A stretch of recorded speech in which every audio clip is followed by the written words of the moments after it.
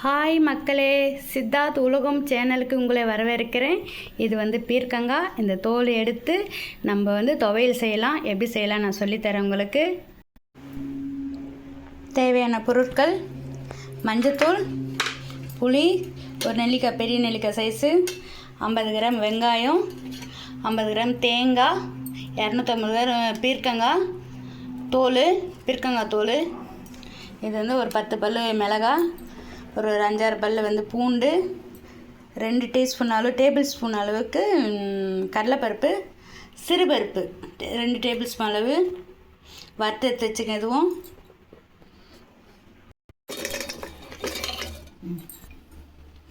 இது எல்லாத்தையும் ஒன்றா போட்டு அரைச்சிக்கலாம்.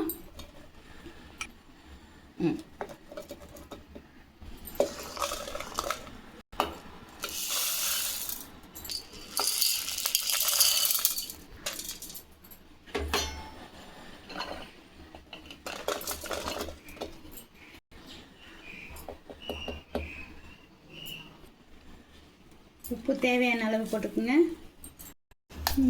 பாருங்கள், இந்த கொரகொரப்பாக இந்த அளவுக்கு அரைச்சி எடுத்துருக்கேன் நான். கொரகொரப்பாக அரைச்சிக்குங்க. இப்போ நம்ம தாளிச்சிடலாம். ஓகே, இப்போ தாளிச்சிக்கலாம். ஒரு 100 கிராம் அளவுக்கு எண்ணெய் ஊற்றிக்கலாம். ஓகே, எண்ணெய் சூடாகிடுச்சு. இப்போ நம்ம கடுகு போட்டுடலாம்.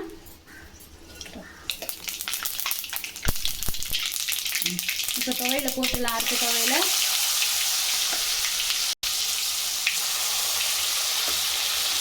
வதங்கட்டும்.